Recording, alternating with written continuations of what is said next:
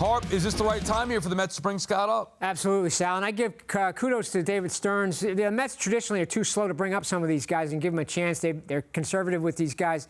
Look, this guy's going to be 25 years old in June. He was kind of a sleeper in the draft. He's kind of a late bloomer. He was a fifth-round pick, but his stuff jumped up in the last year or so to elite levels. He's got big strikeout numbers in AAA. Find out if he can do it right now while he's doing it at this level. All the scouts seem to think he's got the ability to do it, and he's always been a command guy before he had the stuff, so he doesn't walk guys. So there's a lot of things in his favor to see if he can get it right. And what do you think here? What are scouts saying about Scott and his transition to the majors? Sal, they are in love. I mean, let's be honest. This guy has established himself as the top pitching prospect in the Mets organization. He was kind of grouped before with Dom Hamill, Mike Vassell, but he has really superseded those guys now to where he is a clear #1 on the pitching side here. Look, he's got 4 pitches. Fastball gets up to 98, and it looks a little harder because of his release point. He's got a low release point, so that's good for him there. And he's got uses a splitter as his changeup.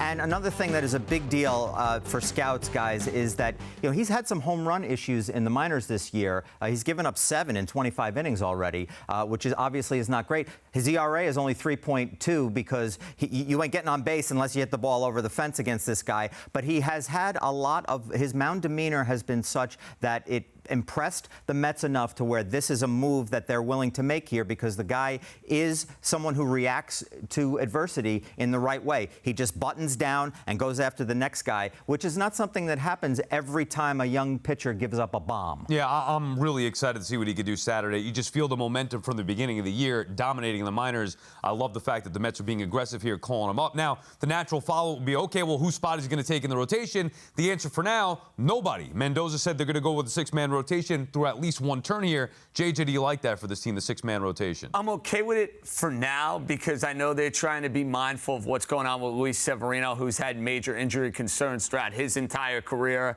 And you have a youngster coming up, and if Christian Scott is going to remain in this rotation all year, all of a sudden those innings limits start to pop up. But the reality is, if he's the real deal, I want to see him every 5th day. So Adrian Houser has not exactly been lighting the world on fire. Yeah. Didn't exactly knock my socks off today against the Chicago Cubs. So if I'm looking for somebody who's going to be the odd man out once Carlos Mendoza does decide to go and make a move, you got to assume it's going to be Houser going to the bullpen. Yeah, I mean, there's so many questions, too. Who's coming back healthy, whether it's Senga, Tyler McGill, Peterson, whether Houser continues to perform poorly, or whether Scott lights it up. I think he could go back down at some point. I don't think this means he's here to stay. At least he's got to be short on Houser. Enough. Yeah, well, I mean, he had too many walks. Yeah, he's looked terrible. But we'll see what Scott does here. If he dominates or looks like he belongs in the base, I don't think he's going back down. He's almost 25 years old, too, Sal, so it's time to see what he can do.